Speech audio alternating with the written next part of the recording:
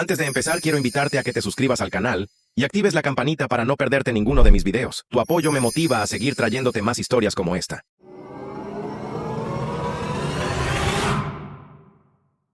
Aún recuerdo la forma en que la enfermera me miró cuando entró en la sala de espera vacía esa mañana. Lástima mezclada con confusión. El tipo de mirada que le das a alguien cuando es obvio que algo anda mal, pero no sabes si tienes permitido preguntar. Mi hija Emma estaba en el quirófano. Nada que pusiera en peligro su vida, gracias a Dios, pero lo suficientemente grave como para que tardara semanas en recuperarse. Tiene 6 años.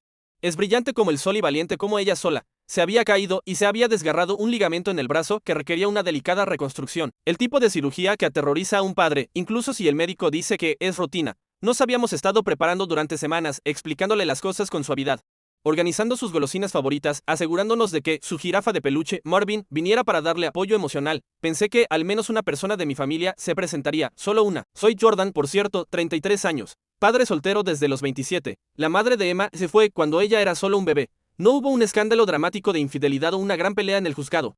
Solo una desaparición lenta. Un día, dijo que no estaba destinada a ser madre. Hizo las maletas y nunca miró atrás. Estaba aterrorizado y completamente desprevenido. Pero desde el momento en que abracé aquel pequeño bulto, llorando como si el mundo se hubiera acabado, supe que lo resolvería.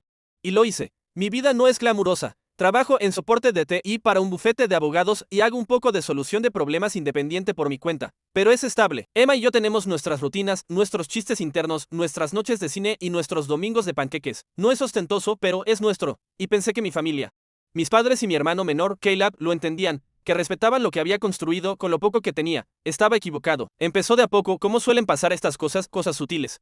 Como la forma en que mi madre me decía constantemente que Emma necesita la influencia de una mujer o que sentía lástima por ella. Criada en un hogar roto, nunca lo decía con crueldad.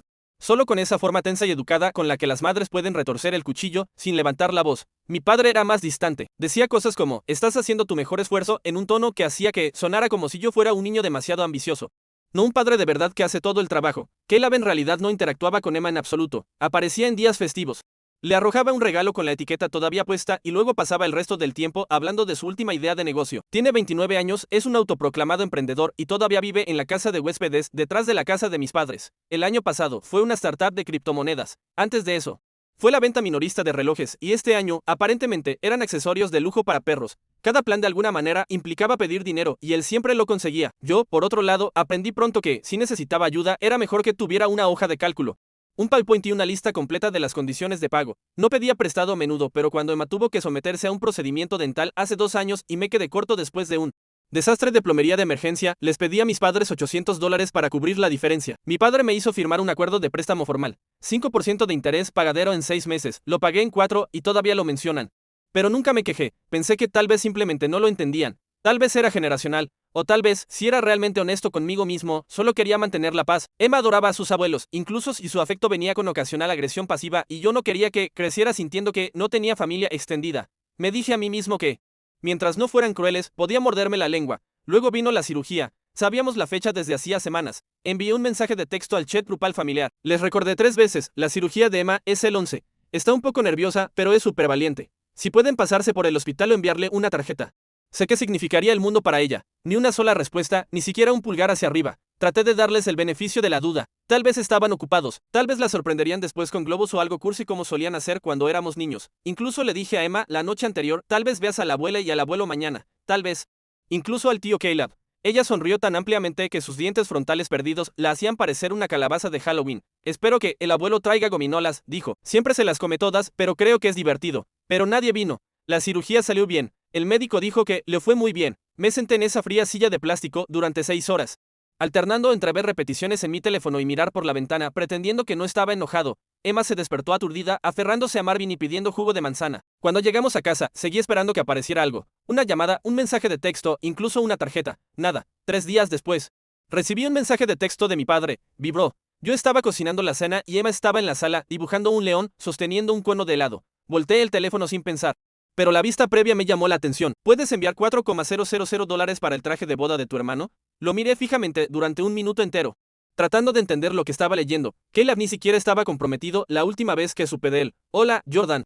Espero que Emma se sienta mejor. La boda de Caleb se acerca rápido y quiere un traje de diseñador. Le dijimos que lo ayudaríamos, pero ha estado ajustado este mes. ¿Puedes cubrir los $4,000 y luego nos arreglaremos? Ni una disculpa por perderse la cirugía, Ninguna explicación, solo esto. No respondí de inmediato. Ni siquiera me enojé. Todavía no. En cambio, dejé el teléfono, terminé de hacer la cena y me senté con Emma mientras me contaba los poderes mágicos de León. Escuché, asentí, sonreí. Luego, una vez que ella estuvo dormida, fui a mis aplicaciones bancarias. Durante años, les había permitido a mis padres algo de acceso.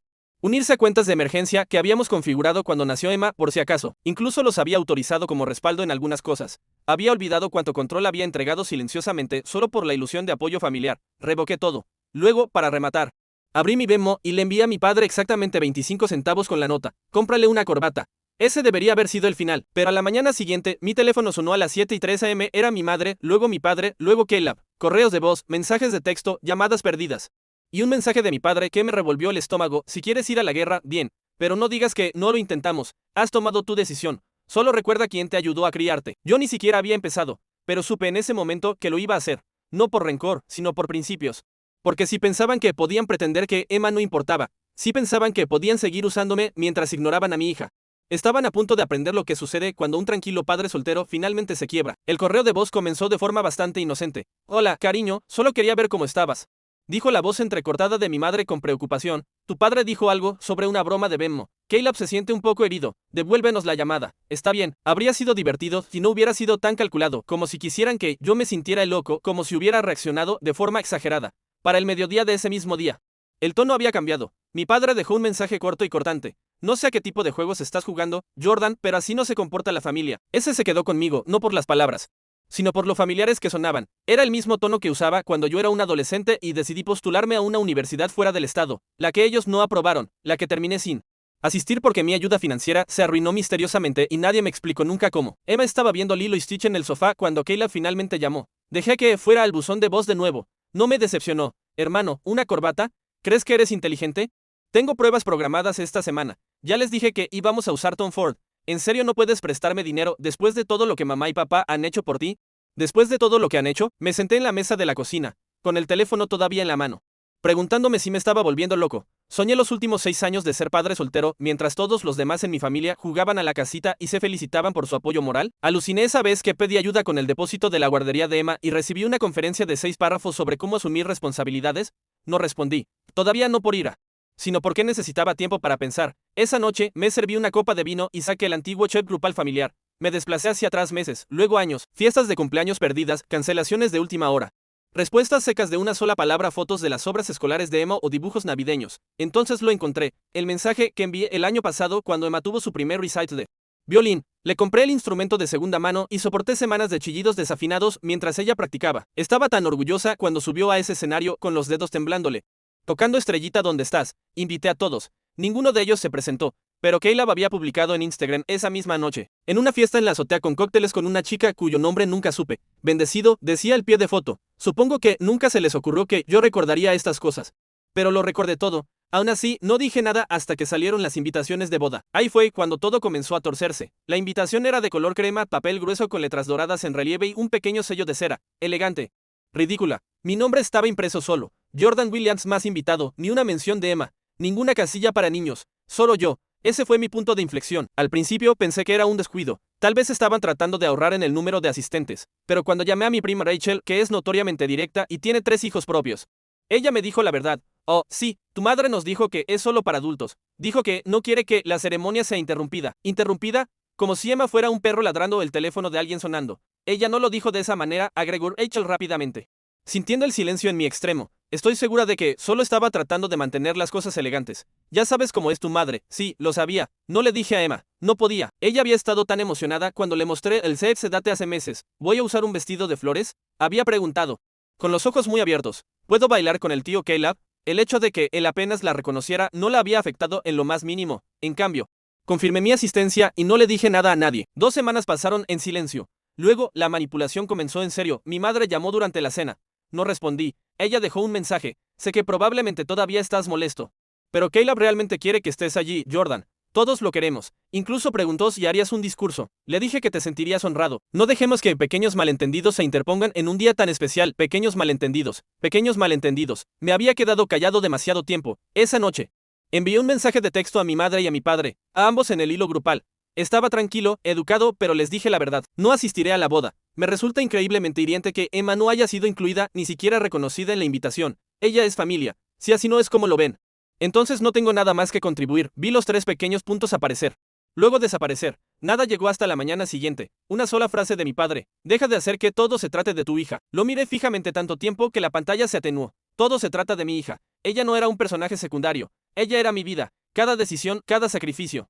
Cada momento, desde el día en que nació, había sido por ella. Y ahora mi propio padre me decía que ella era un inconveniente. Pero no me sorprendió porque explicaba mucho. Explicaba porque cuando Emma nació, no vinieron al hospital durante 2 días. Porque cuando le pedí a mi madre que cuidara a la niña una vez para poder ir a una entrevista de trabajo. Ella dijo, no crié a mis hijos solo para criar a los tuyos también. Explicaba porque Caleb, que nunca había mantenido un trabajo por más de 6 meses, seguía siendo tratado como un hijo de oro. Mientras que yo era el difícil solo por pedir apoyo, porque cada vez que me quejaba me tachaban de dramático o hipersensible, porque esperaban que yo estuviera allí para ellos. Pero nunca al revés, esto no era sobre un traje, ni siquiera era sobre la boda, era sobre cómo me veían a mí, más que eso, cómo veían a Emma, un pensamiento de último momento. Comencé a notar más después de eso, comentarios sutiles. Comentarios pasivos a través de otros parientes. Mi tía dejó un mensaje una noche que claramente estaba destinado a arreglar las cosas, pero solo empeoró las cosas. Cariño, tus padres están realmente heridos. Solo querían un día que no fuera sobre los niños. Eso no significa que no quieran a Emma. ¿No puedes simplemente dejar pasar esto? Esa frase. Un día que no sea sobre los niños seguía resonando en mi cabeza como si la mayoría de los días fueran sobre los niños para ellos, como si ellos fueran los que preparan almuerzos escolares o se sientan en las citas con el dentista o sostienen manitas temblorosas antes de una cirugía. Emma era mi día a día. Así que no lo dejé pasar.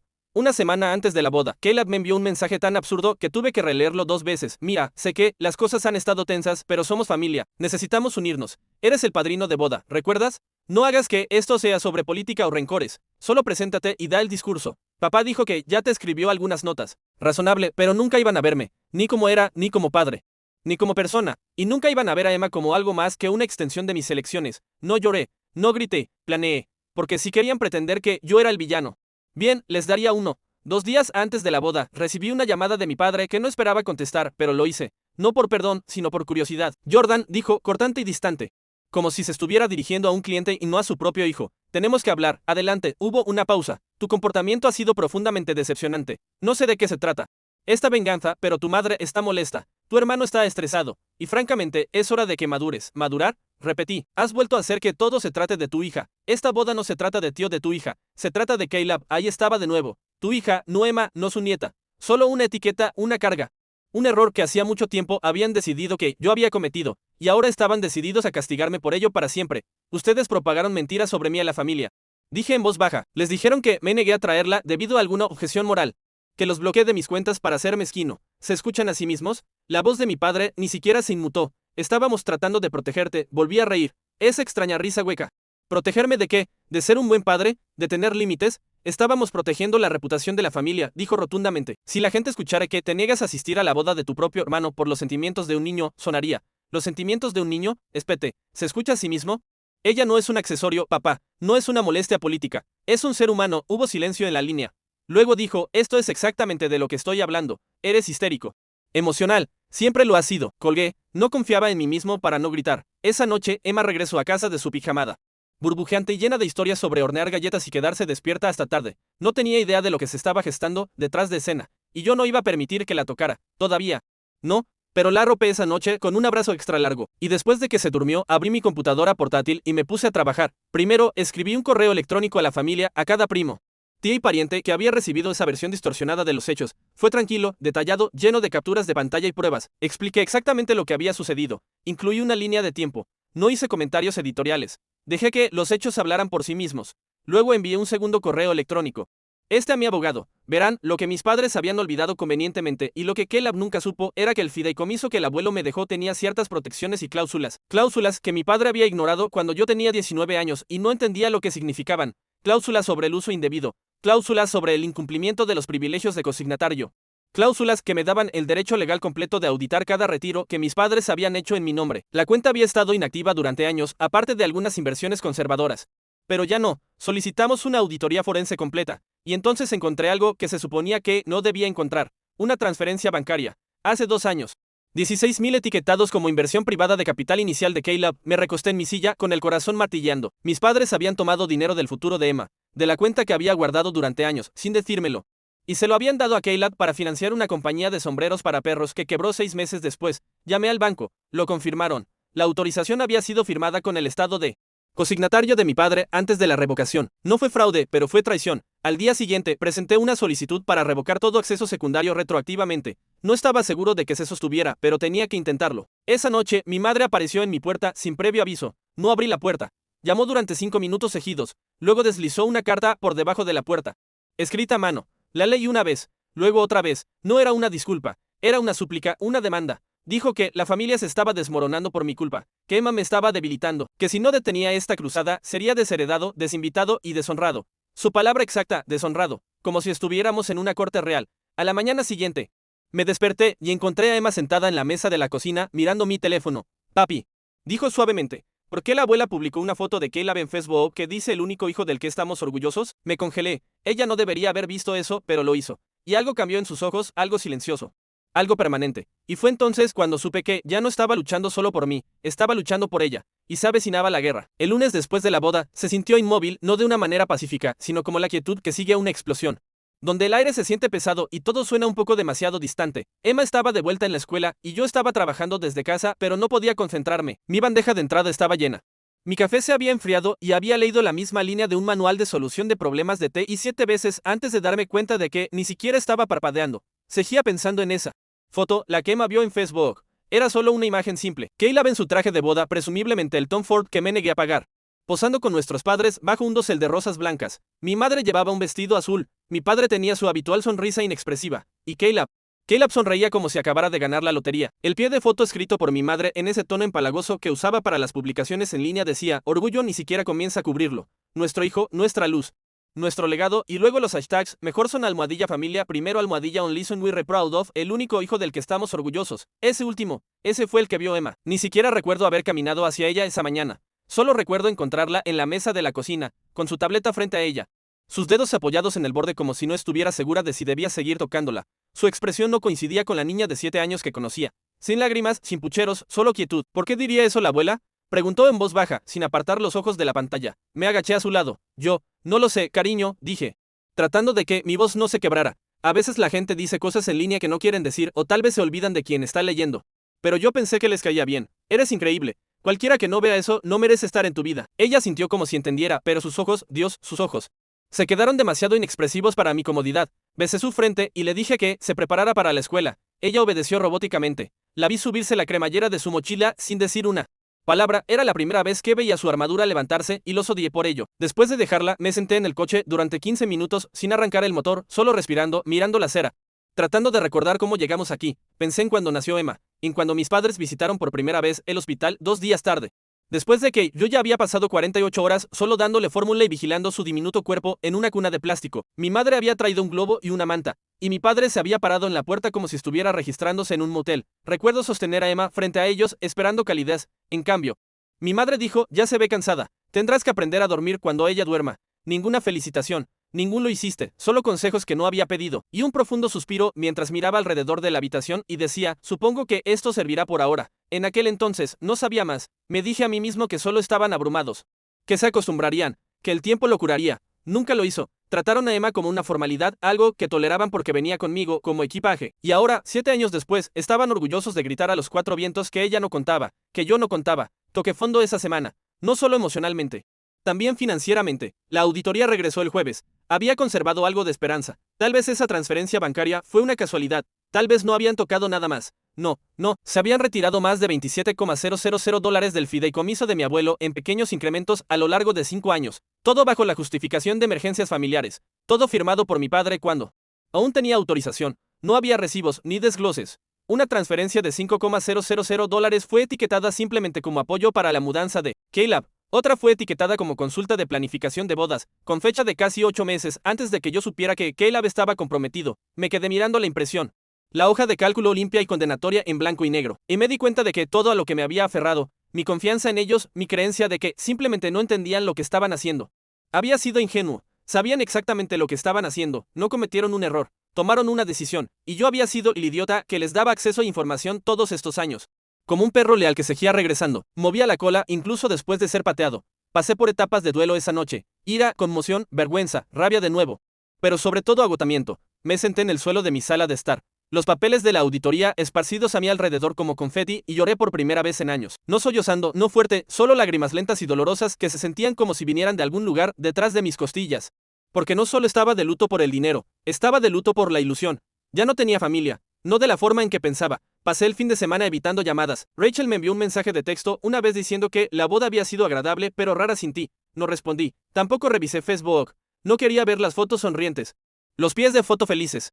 La versión digital de la familia a la que solía creer que pertenecía. Emma pareció sentir el cambio. Se aferró más a mí ese fin de semana. Se sentó a mi lado mientras yo trabajaba. Durmió en mi cama sin preguntar. Hizo dibujos solo de nosotros dos. Ella y yo parados bajo un arco iris. Marvin la jirafa de peluche entre nosotros. Pegué uno en el refrigerador como si fuera un escudo. Ese domingo algo dentro de mí finalmente cambió. No hacia la venganza. Todavía no, pero hacia algo. Una línea que se estaba trazando. Una comprensión de que ya no podía simplemente existir en el limbo.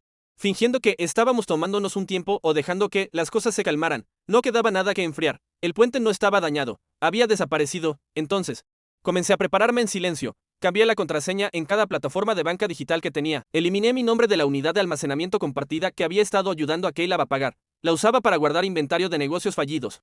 En su mayoría pajaritas para perros de marca y moldes de velas usados. Me puse en contacto con el abogado de la herencia de mi abuelo, no solo para informar sobre el mal uso de los fondos, sino para comenzar el proceso de transferir la cuenta completamente a nombre de Emma con una cláusula de fideicomiso a la que ella podría acceder cuando cumpliera 18 años. Actualicé mi testamento. Actualicé el de ella, y luego, lentamente, comencé a documentar todo, los mensajes, los correos de voz, los retiros, las falsas afirmaciones en las redes sociales, porque si alguna vez intentaban desafiarme de nuevo, legal, financiera o socialmente, no me pillarían desprevenido. Ellos me enseñaron eso. Realmente me entrenaron. Y ahora iban a ver cómo se veía cuando el hijo que subestimaron se ponía serio. Pero antes de que pudiera desarrollarse cualquier gran venganza, tuve que sentarme con el peso de todo. Tuve que enfrentar la soledad porque no te equivoques. Es solitario cuando tus padres se vuelven contra ti. Cuando tu hermano se convierte en un extraño. Cuando las personas que se supone que te aman, que te sostuvieron cuando eras un bebé, que te vieron crecer, miran a tu hijo y ven un error en lugar de un milagro. Ese tipo de soledad cala hondo. No le conté a Emma toda la historia, todavía no, era demasiado joven, pero comencé a decir no, cuando preguntaba por ir a casa de la abuela, y cuando preguntaba por qué, solo decía, porque mereces algo mejor, cariño, y a veces eso significa irse. Ella sintió como si entendiera, y creo que, a su manera tranquila de niña de 7 años, lo hizo, y eso es cuando comencé a fortalecerme, ahí es cuando la tormenta comenzó a girar. No porque quisiera venganza, sino porque no me habían dejado otra opción. Ellos lo llamaron deshonra. Yo estaba a punto de mostrarles cómo se veía realmente el honor. Por primera vez en años. Mi teléfono estaba silencioso, ningún zumbido de mi madre enviándole a Emma una cita bíblica pasivo-agresiva, ninguna llamada nocturna de Kayla pidiendo una transferencia rápida que siempre se olvidaba de pagar, ningún chat grupal familiar lleno de recetas y fotos de baby showers a los que no fui invitado, solo silencio. Al principio era inquietante, incluso solitario, pero luego sucedió algo, empecé a respirar, no superficialmente, no como si estuviera constantemente preparándome para el impacto, me refiero a respirar de verdad.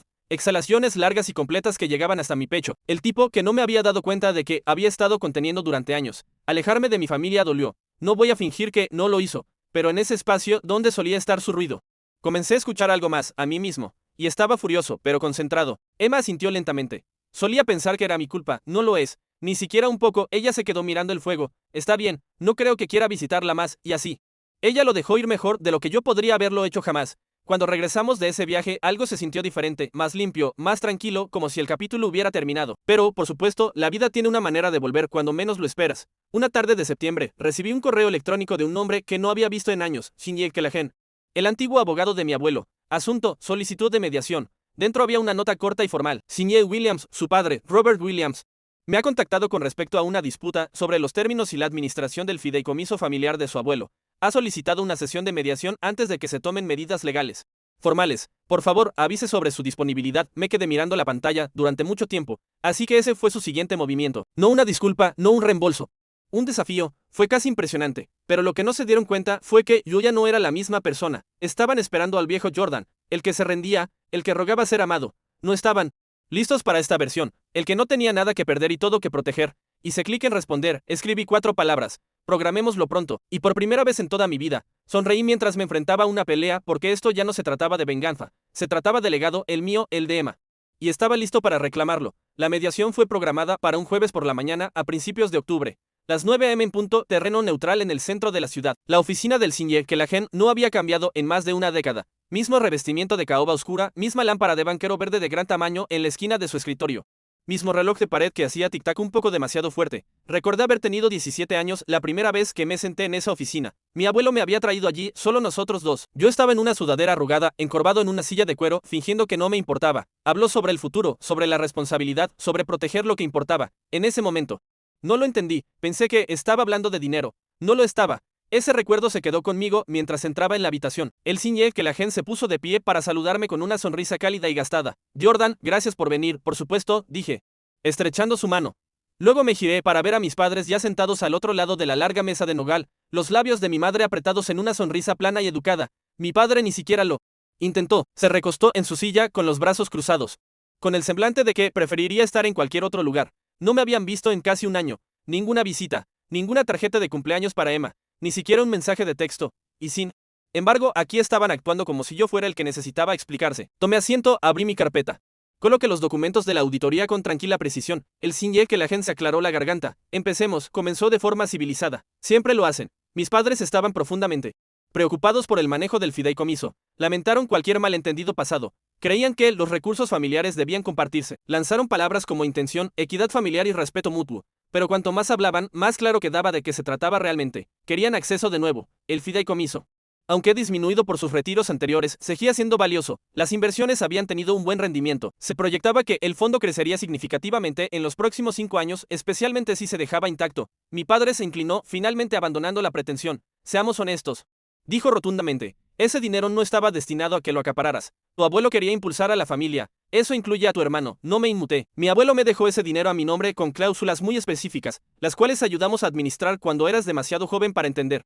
Intervino mi madre. Ni siquiera leíste la carta original del fideicomiso. Nos aseguramos de que se manejara correctamente. Fue entonces cuando sucedió. El montaje, el punto de inflexión. El ciñé que la gente, que había estado en silencio hasta ahora, metió la mano en su archivador y sacó un sobremarrón gastado. En realidad, sí la leyó.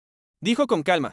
Jordan solicitó el documento original completo y la carta escrita a mano hace 3 meses. Le envié ambos. Deslizó una copia por la mesa. Vi cómo las caras de mis padres cambiaban en tiempo real. No lo sabían. Habían estado contando con la suposición de que yo nunca vi la carta original.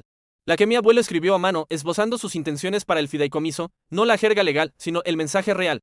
El corazón de la misma. La mano de mi madre se crispó. La mandíbula de mi padre se tensó. Hablé lentamente, con claridad. Sé exactamente lo que quería el abuelo. Me dejó este fideicomiso a mí, no solo por seguridad financiera, sino porque creía que sería un buen administrador de sus valores. Lo escribió con sus propias palabras a Jordan, en quien confío que usará esto no solo para construir un futuro para sí mismo, sino para proteger a los que vienen después de él. Dejé que el silencio se prolongara. Emma, agregué en voz baja. Se refería a Emma. Mi padre parecía querer objetar. Mi madre comenzó a decir algo, pero Kelagen levantó una mano. He revisado todo, dijo, legalmente.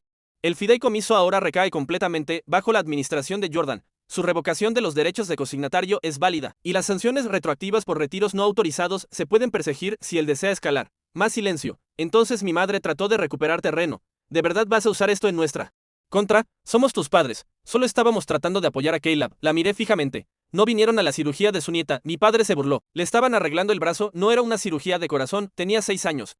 Estaba asustada y no dejaba de preguntar dónde estaban sus abuelos. Mi voz no se elevó. No necesitaba gritar. Estaban demasiado ocupados planeando una boda para un hombre al que le dieron miles de dólares de un fondo que no era suyo. Los ojos de mi madre se llenaron de algo. Culpa, tal vez, o tal vez solo vergüenza por ser descubierta. Pero yo no había terminado. Esto no se trata del dinero. Dije, su trata de confianza. Ustedes no solo me quitaron a mí, le quitaron a ella. Y ahora están aquí fingiendo que lo hicieron por amor. Miré a que la gente, hemos terminado aquí, él asintió. Entendido. Mis padres comenzaron a hablar, pero me puse de pie y recogí mis papeles. Luego hice una pausa. Me giré hacia ellos. No voy a demandar, dije. No porque no se lo merezcan, sino porque ya gané. Mi padre frunció el ceño. ¿Ganaste qué, exactamente? Sonreí. Libertad, y luego me fui. Ese debería haber sido el final. Pero el destino tenía una carta más que jugar. 2 semanas después, recibí un correo electrónico de una fundación local de subvenciones para pequeñas empresas. Me había postulado por capricho. Un amigo de un cliente me había reenviado el enlace y presenté mi solicitud medio dormido una noche después de que Emma finalmente se había acostado. Me había olvidado por completo. La línea de asunto del correo electrónico decía, felicitaciones. Había ganado una subvención de $15,000 para pequeñas empresas para ayudar a expandir mis servicios tecnológicos a escuelas y centros comunitarios con fondos insuficientes. Vino con cobertura de prensa local, una sesión de fotos, un breve artículo en el boletín de la ciudad. Emma estuvo allí para la foto, sosteniendo a Marvin y sonriendo a mi lado mientras yo estaba de pie con un cheque gigante como si acabara de ganar la lotería. Al día siguiente, el artículo se publicó. Con él, mi nombre, mi negocio, mi historia, y de repente mi bandeja de entrada explotó. Clientes, asociaciones, solicitudes de escuelas que ni siquiera sabía que existían. Una de ellas incluso provino de nuestro antiguo distrito. El mismo donde Caleb y yo fuimos a la escuela. El mismo donde mi madre todavía se ofrecía como voluntaria. Acepté. Y me aseguré de que el comunicado de prensa mencionara a mi hija por su nombre. Jordan Williams, fundador de Soporte Inteligente para la Vida Real. Acredita a su hija Emma como la inspiración detrás de su negocio. No fue venganza. Todavía no. Pero fue un disparo de advertencia. Ahora era visible. Respetado. Ya no era el hermano tranquilo en segundo plano. Ya no era el que mendigaba sobras. Yo era un proveedor, un padre, un líder. Y lo mejor de todo, ni siquiera había comenzado la verdadera venganza.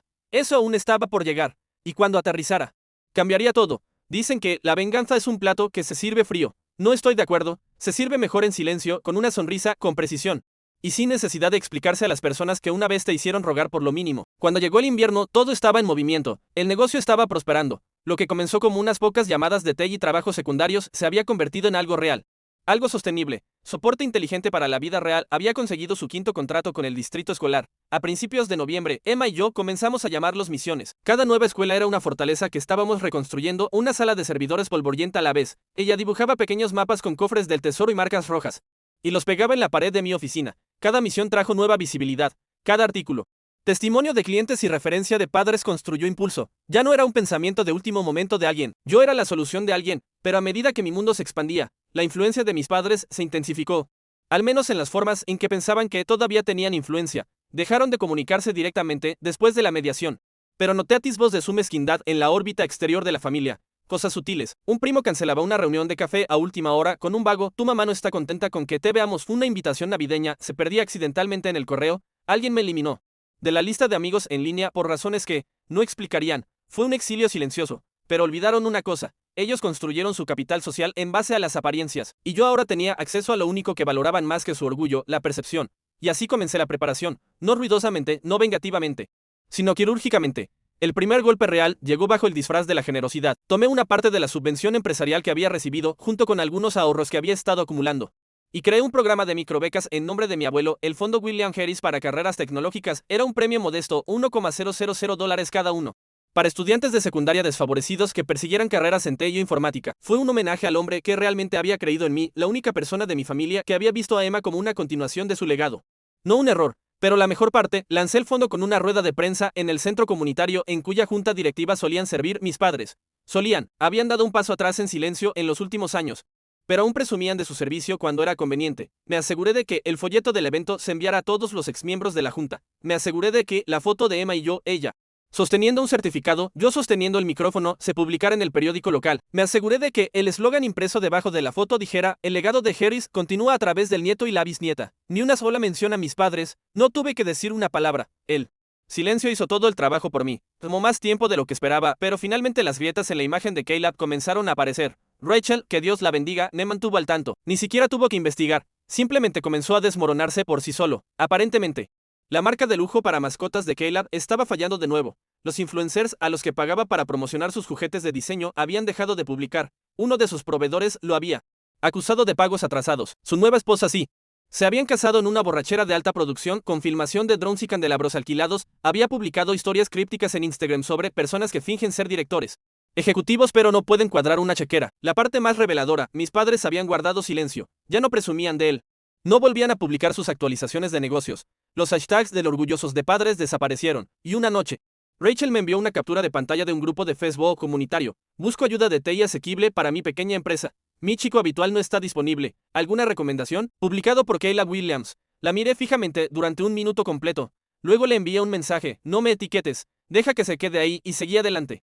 Porque mientras él publicaba vagas desesperaciones y veía su reputación colapsar lentamente, yo ya había sentado las bases para la siguiente fase. Paso 3. La gala comunitaria siempre había sido la joya de la corona de mi madre. Todos los años, ella copresidía la subasta silenciosa y hablaba sobre lo mucho que aportaba al vecindario. No era caridad, era teatro. Tu hermano ha estado pasando apuros. Su negocio se hundió y él y Melen se han separado. Se mudó de vuelta a la casa de huéspedes por ahora. Podría usar apoyo tuyo. De su único hermano. La familia significa dar la cara, no irse. No estamos pidiendo mucho, solo una cena, una oportunidad para hablar, para aclarar las cosas. Si estás dispuesto a seguir adelante. Nosotros también lo estamos. Piénsalo, mamá. Sin firma de mi padre, sin amor, sin mención del dinero que robaron, las mentiras que difundieron, la anulación pública de la existencia de Emma, solo la actuación. Un intento a la desesperada de reafirmar el control, de enmarcarme como el problema, el rencoroso, el que impedía que la familia sanara. Leí la carta 2 veces.